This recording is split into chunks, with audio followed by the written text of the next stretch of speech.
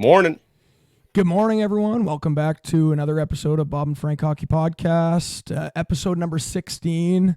Episode 15, we were talking about weight shifts win championships. Hate to see it, but Whitby Wildcats came up short.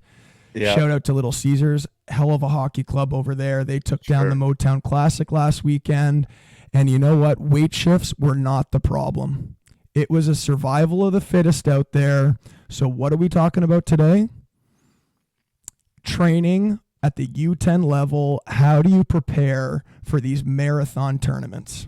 Oh, you ran out of gas. We ran out of gas. So we've hired a top-notch strength coach to help out the U10 Whitby Wildcats. Before we introduce our guest for today, question comment of the day: how old do you have to be to start training off the ice to prepare for hockey? Grego, Nice. when did you start training off the ice?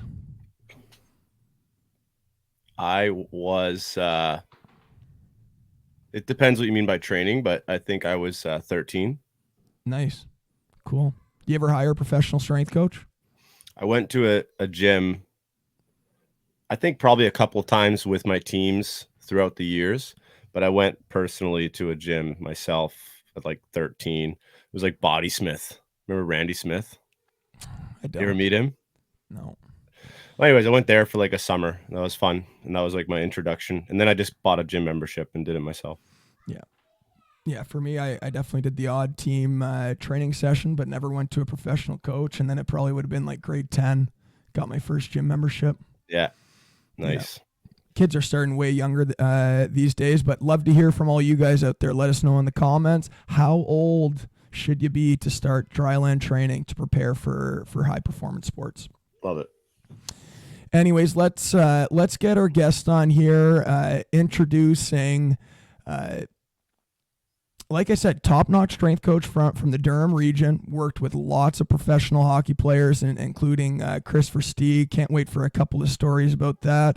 But also a wealth of experience working with KHL teams, including the SKA St. Petersburg. I don't know what their name is, but I'll leave it at that.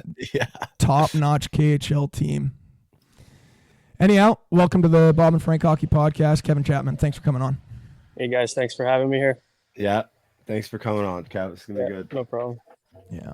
Did you have a couple sessions earlier today, Kevin? You have a couple of 6 a.m.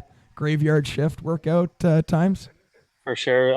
So just going off of what you were talking about there, I just got home from doing a few years overseas in Russia. So I had a really good opportunity to open a pretty incredible space out in Whitby, Oshawa area. And, our gym is starting to take off, not just on the athletic side, but, weekday mornings here, we got quite a few active adults that like to come in and train. So we're pretty much busy from morning till evening these days. Yeah. Nice. Yeah, I've seen the gym space myself. It's a pretty sweet spot with the turf and really nice setup with all the free weights. Thanks. Anyways, to kind of get started, I'd love to hear how you started your journey with strength and conditioning. I know you've worked a lot here in Durham region, but where was your first time stepping foot and working with athletes?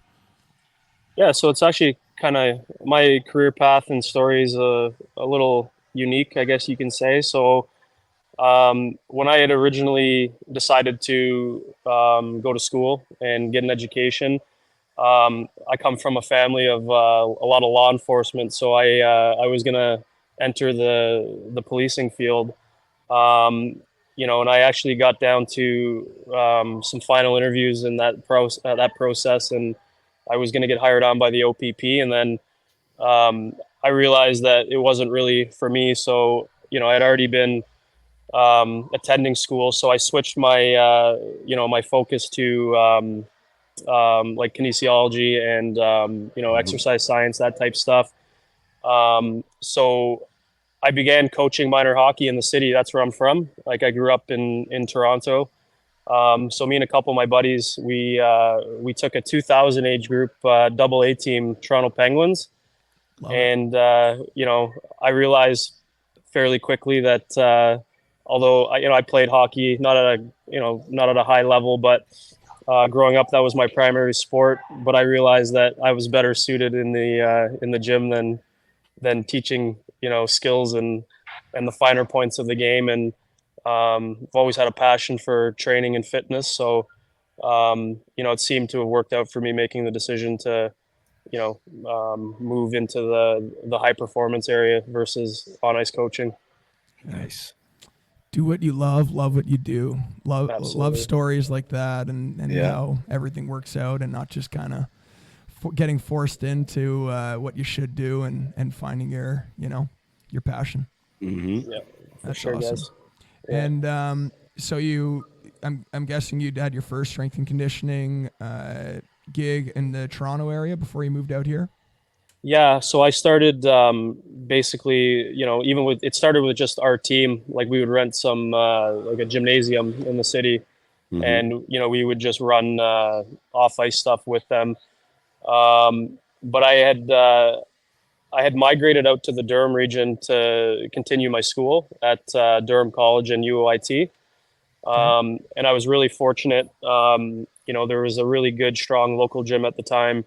It was a Twist franchise. I got my feet wet there with, and at the time too, they had a really strong roster of NHL players training out of there. So I had an entry level position there where I was, working a lot more with the younger kids at the time, and then they were slowly integrating me into, the junior and pro groups. So I did a few years there, and then while in school, I was a little bit proactive with an internship that I had. So I reached out to the men's hockey coach at UIT at the time, Marlon Mueller. Okay. He was a longtime coach in he coached in the OHL, and he had a lot of experience at the college level. So I offered to come in and help them as an intern, and then that worked out really well for me. And then I was introduced to Mark Fitzgerald, who at the time was with the Leafs, and he moved on to work in the NHL with Anaheim.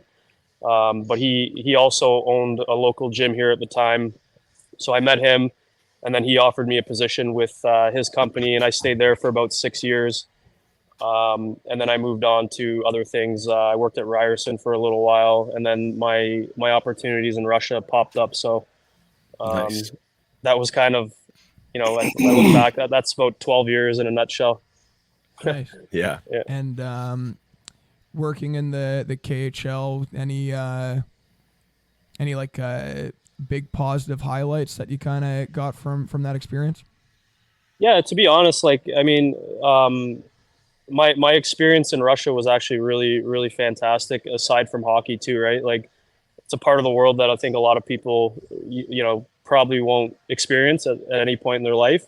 Yeah. From the time I started there, I was welcomed with open arms. I think that no matter what, like, they'll recruit. You look at all the top players that go over there, and then there's a lot more Canadian and American coaches than you would think.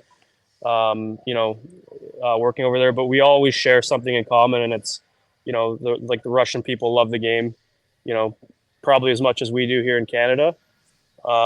So, great cultural experience. And then I got to see, the way that they do things on the other side of the world, because, as we know, like, you look through the years over in the NHL, all these amazing players that have come out of Russia. And, to this day, like, you got Michkov in Philly and Demidov coming up in Montreal. Like, they do a lot of good things over there. But on the flip side of it too, like, they do things a lot different than we do here. So, Yeah.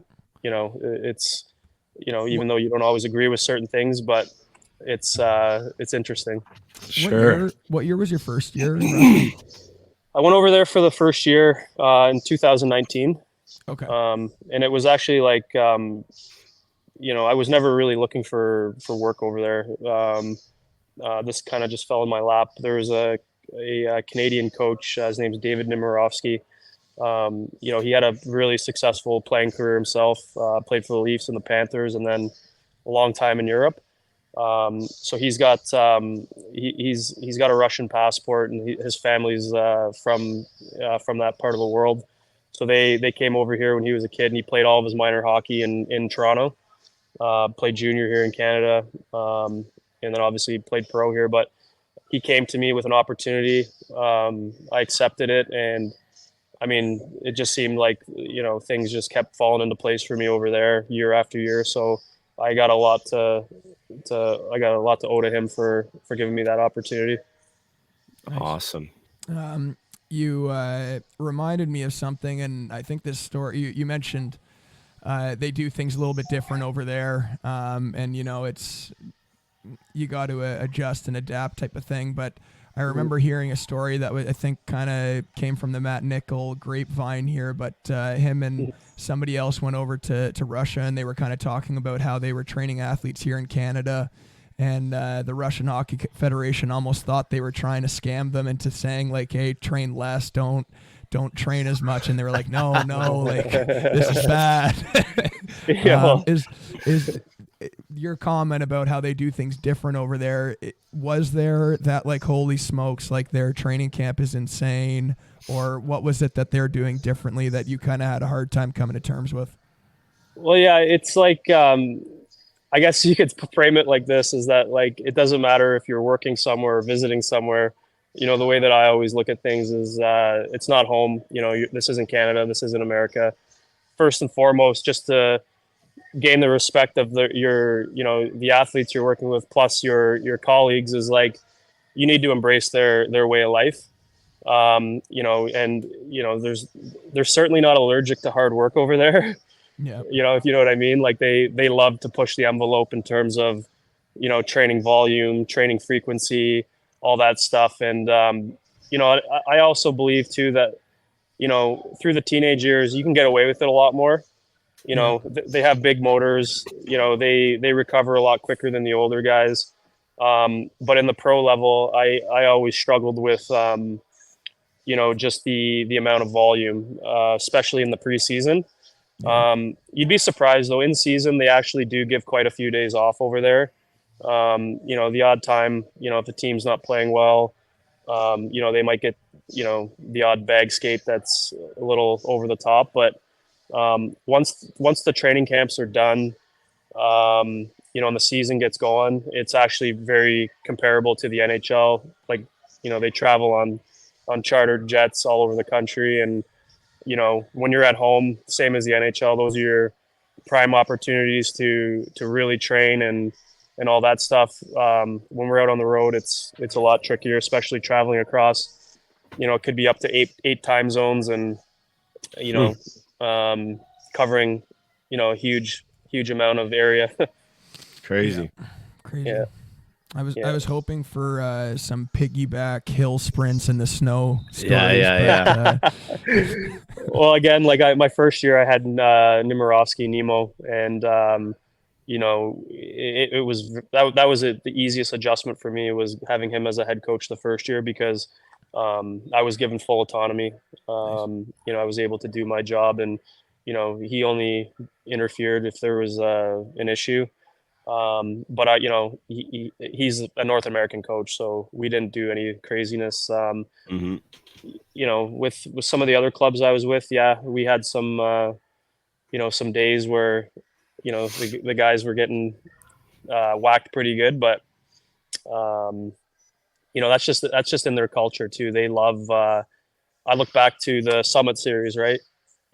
First time Canada played the Soviets in international hockey, and that's one thing that they were already doing this stuff back in the 70s, when like this part of the world, it wasn't even a thought. Like, guys didn't train, so they've changed a lot. They've adapted with the times, but they also like a lot of that old school training of heavy lifting and hard conditioning. But like I said, it's training camps are always hard, no matter what. You're going to go through 3 weeks of difficult training, and they believe that it's going to help them into the playoffs and all that stuff. But once the season gets rolling, it's just business as usual. Right on. Yeah. Maybe before we kind of dial this into to youth training, you spent a couple years strength coaching for Oshawa Generals as well. Yeah, I was there from 2014 to about 2017. That was again when I was working with Mark Fitzgerald. So I was balancing working with the gens and the gym. Okay. But that I look back, that's certainly one of the more rewarding experience of my career. I was you know I was established as a strength coach at that point, but I learned a lot there, and I was fortunate to. I was there through their OHL championship and Mem Cup run. I worked with DJ Smith there. He was an incredible coach and mentor, and yeah, we were just lucky. I got in at a good time, and we had a great team, and we were able to win there as well. Awesome. Nice. And like as a strength coach, managing professional players, managing players that are at the highest level in Toronto and Durham, and KHL players versus that 17, 18, 19-year-old OHL player, what do you think the biggest difference is as a coach? I mean, we can work backwards on that one. At the pro level, it's just a lot more fine tuning. You know what I mean? Like these guys have already done all the hard stuff, right? Not saying that it's not hard at the pro level. It certainly is, especially to stick around and be relevant and stay healthy, all that stuff. But with pros, it's a lot easier to just kind of you're just managing them, fine tuning them, and then the ages that I love to work with are those ages 15 to 20. Because it's a blank canvas, right? You're going to see the most results through those ages in terms of actual progression. You can train them fairly hard and often. They certainly recover a lot quicker than most. And from a client standpoint, you're going to have them for a good period of time through those ages. And then we go to the youth stuff. My whole approach on youth training is number one, getting them introduced to an environment like we have. It doesn't have to be nearly as structured as what we do with junior and college and pro guys. Getting them in, getting them comfortable in the environment, and keeping things fairly loose at the same time. I like to do a lot. I call it structured play. We're going to get them in and do a hybrid kind of training style of sprinting, rolling, gymnastic style stuff, competing, playing mini games. I don't want to kind of draw that population into having too much structure too soon, because I believe that they should still enjoy coming to a place like this and continuing to refine the fundamentals of just movement. Love it.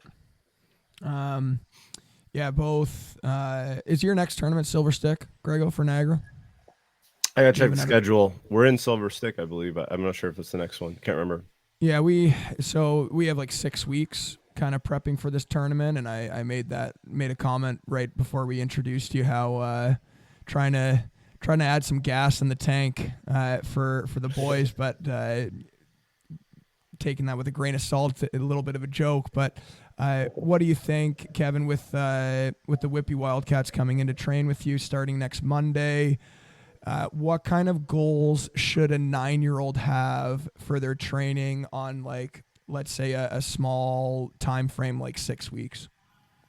Yeah, I think like the biggest thing too, and again, going back to like when I have a group that age in here and we're training, I do a ton of combative stuff, meaning like everything we do is going to have some kind of race involved with it. You know what I mean?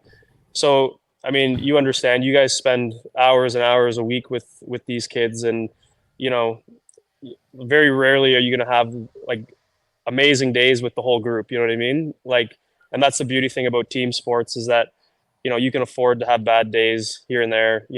Other parts of the group are going to pick you up. But just consistency is the hardest thing. You never know what you're going to get from a day-to-day basis with them. But teaching them intent. What I mean by that is, even when you're having bad days, being able to come, whether it's on the ice or in the gym, and just at least work hard. You know what I mean? Yep. When you look at, outcomes of training, like, you're talking about adding gas into the tank. Even if we did an hour of conditioning with these guys, it's not going to create the same adaptation that it is with older guys, right? It's going to be hard for them, Yep. and they're going to understand what hard work feels like, but their bodies are still developing, their hearts, their vascular system, their lungs, all that stuff. So you're not going to get the same adaptation. But Yep. I love the main thing that I hammer home to these guys at that age in here is just, teaching them what effort is, Yep. and then once they get that down, and what I've seen too is that when we do competitions and races in here, you can see the really competitive guys, right? Like, they don't like losing, these young guys. Yeah. Yeah. There might be Um, some tears on Monday. yeah, that's okay. We can handle that. But just teaching them really what hard work is, and making sure that they're having fun in the process of that as well. Yeah. Um, Grego, feel free to jump in with anything if you want. I feel like I'm stealing all the No, questions no, here. no, no. I think I have a tough question for you.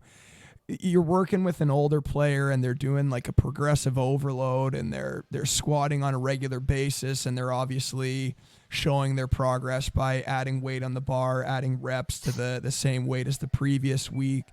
How would you measure or can you measure progress when it comes to training such a young athlete like a U10 player?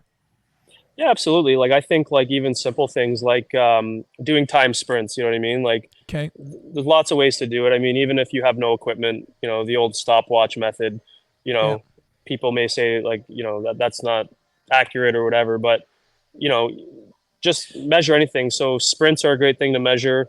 Those could be 10, 20-yard splits, so you're seeing how quickly they get off the line. And some guys are actually faster. They might be slow off the line, but they pick up speed as they go and they end up winning that race, right? So, simple things like time sprints and, you know, you could pick any real conditioning test. Like, a common one in hockey over the years has been a 300-yard shuttle. You're basically running, 300 yards in, at the top levels. Those guys are in and around, 50 seconds. For your group, you'd be in the 110 mark, or, you Mm-hmm. know what I mean? But simple things like that. I'm not big on teaching weightlifting to the U10s. Like, we will introduce some form of strength training to them at some point along the way here. Yeah. But I also, what I found over the years as well is that, I'm a big believer in strength training. I think it's going to help, the older guys, reduce the potential of injury, get stronger quicker, all those good things. But I don't want to introduce a structured strength and conditioning program to a U10 team, just simply because I think that it's going to get boring too quick for them. I like to keep it fun. And then they know too that, as the years go on here, they are going to get into more of the fun stuff, right? But going back to your question about how to measure them, I think the best way to do is, like I said, time sprints. Maybe have one solid conditioning test that you would do with them, where it's still a race and you have objectives for them to hit. But outside of that, they grow so much in a short period of time as well. You guys can see it too. I get kids that they might leave in the spring, come back in the fall, and they've grown like 6 inches. So Yeah. there's a lot going on with them, in and around those ages. Yeah. What about the quality of their movement? Is that like something that's worth tracking at their age and like how they're able to perform basic exercises? Yeah, I think something simple too. That's why I love dynamic warm-ups, Yeah. is because, I mean, you really have an opportunity to observe and look at how people move. We're going to see you guys once a week, so I'll have an opportunity to see it once a week. But when I'm working with pro teams, like, we warm up every day, and it's just an opportunity to observe. So something simple, like, you're going to do some sort of squat in the warm up. You're going to do some sort of lunge in the warm up. You're going to do, some multi-directional movement in the warm up. Just using that as an opportunity to assess. But in terms of like orthopedic and like really in-depth like movement analysis, again, I think that comes into play, in those puberty years.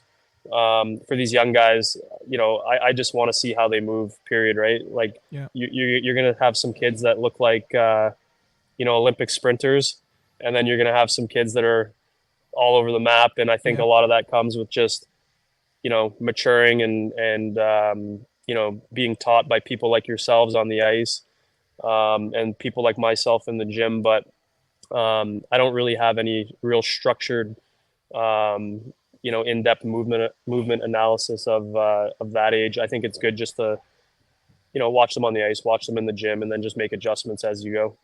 Cool. Not a big FMS guy. Is that still a Well, standard test? I feel like I'm out of the game these days. no, the FMS was like it was a great universal movement screen. Like I think in the NHL they still use like the Y balance test and things like that. That's an offshoot of FMS. But again, like the FMS is an overhead squat, an inverted lunge, a push up test. These are just things that you would do in training anyway. Yep. It was a really amazing universal movement screen that came out at the time. Might be a little dated now, but with that said, when we flip the switch to the professional ranks, like I have a professional osteopath that works closely with me with all of our pros, and they're getting, it's not going to be an hour treatment every day, but they're going to get on the table for, you know, 15-20 minutes, just get a little tune up, and then we do a lot more detailed orthopedic and movement screens with them. But again, like for that 10-year-old age, it's I don't think it's necessary. Cool. In terms of Grego and I trying to help kids how to skate, I think relatively speaking, everyone's, for lack of a better explanation, a terrible skater.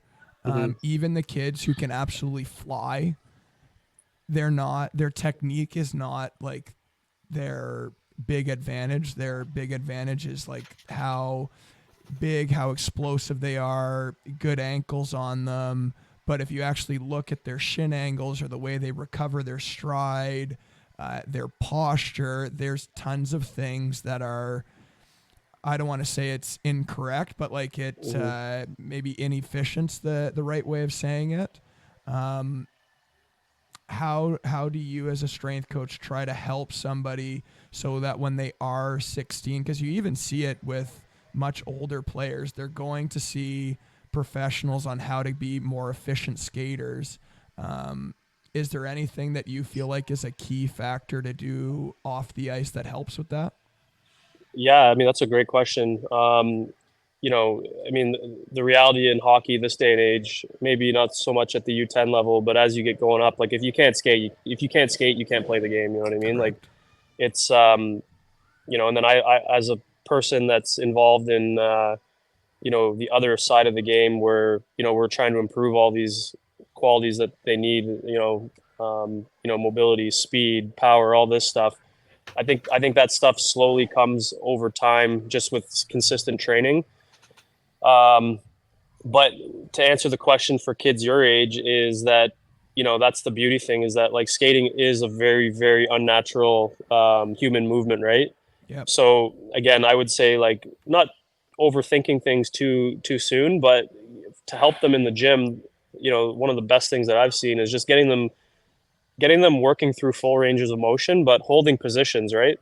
Yep. If you want to take the most simple thing like a body weight squat, we're going to look at good technique, making sure that, ankles, knees, hips are all in line and stacked and all that stuff. And you're going to see kids there that are so weak that they can't even hold that position for, 5-10 seconds, right? Yep. But something simple like that, for hockey, you're talking shin angles and, depth of stride and all that stuff. Teaching these kids how to get into those positions and hold them. And, like I said at the beginning of our conversation here, how I love having them racing and doing all these types of stuff. But, oftentimes you do got to slow things down, right? That's the only way they're going to learn. Yeah. Yeah. I just find that with trying to teach them how to skate on the ice, you can give them all the information in the world, but you're kind of banging your head against the wall because, like you said, they can't hold a stable position for 10 seconds. So how are you going to get them to do a high tempo drill? They're sweating, they're exhausted, and they're trying to get into good positions at the same time. It's they're swimming upstream essentially. Yeah, and I think too, even on that side of things is, you guys are coaching AAA hockey. It's the highest level at that age. You guys build. I mean, you can almost mirror them on professional programs in terms of development. They're just a lot younger, right? You guys are offering these kids all that they need to be successful. And I always just often remind myself, because I have a 6-year-old son as well. It's I think the biggest thing is just patience. You got to have patience, and you know nothing's gonna be overnight. You know what I mean? It takes time, and one thing that I really emphasize as well is making sure that they're not there just to do it. Like, they really do love the game, and they really do love coming in training and getting in the room with their buddies, and enjoying all the fun stuff about the game as well, right? But patience is the big thing. This is something that takes a lot of time. Cool. Maybe last question here. One, do you believe in overtraining when it comes to especially like a professional athlete and how much time they're putting in the gym? Is there, a point where it's too much overexhausting? Yeah, for sure, and that's more for your age group too. They it's the opposite. Like, it's really hard to overtrain those guys. Yeah. They do have a lot on their plate, school, being kids and balancing all that stuff, but it's pretty tough to overtrain those guys. Yeah. You know what I mean? Kevin, how much? Where is the line at the age of U10? Because I see kids who train maybe on the ice 10 hours a week, and that's before they do anything And like they're go, doing go do cross some spike country, ball at the and gym. like you said, they got a school Cross schedule. country, yeah. Yeah, I'm kind of with Kevin too, that it's very hard to go overboard when you're 9 years old. I'm wondering if it's identifiable at all. Like, yeah, when do you that's a good start? question. Sometimes as coaches, we're on the ice and we see, a certain player, and we think, man, he doesn't look right. Is he overtraining? And is he sick? Is he on the ice too much? Is he soccer and is baseball catching up to him? I don't know. Well, I was just having this conversation this morning with another parent here. We were talking about like rep baseball and lacrosse and hockey and all this stuff. I think things have changed, a lot over the years. Is that, if you're playing rep hockey, like, it's a huge commitment, right? You guys are on the ice often, and game schedules are creeping up on you. Plus, like, any extra development you guys are doing with skating skills coaches and guys like myself.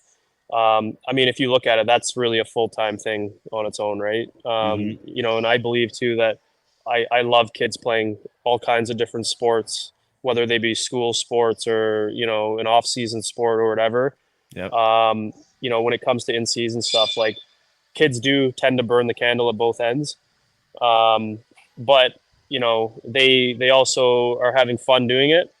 But then when it creeps into, their main priority, which is the club team, that's when things get a little sticky. Like, I worked at St. Andrew's College for about a year before I went back over to work in the KHL again. And I really enjoyed my time there. And I think that they do things so well there in terms of balancing. Like, for example, I'll use the varsity hockey team because that's what I spent a lot of time with, is like, they're going to wake up in the morning and they're going to go to school till about 2 o'clock. And obviously the academics in that place are, world class. Like, they're getting a top education. As soon as school's done, they're going to be in the weight room or on the ice, or vice versa. Mm-hmm. And, they're done by 5 p.m. They're able to go eat dinner, study, and then their day's done, right? I mean, Yeah. You look at that, that's like, they've got everything done in one full day: school, practice, training, and they didn't overdo it.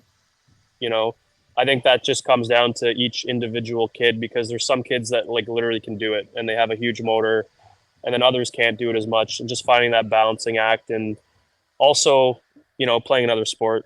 I think it should be, every kid should play another sport up until they can't anymore.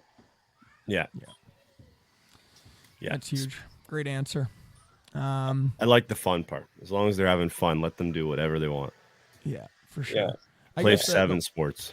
the one Unless you thing, show up at hockey and you're just like, they just look like they don't want to be there. That's where I'm thinking, okay, what is this kid doing?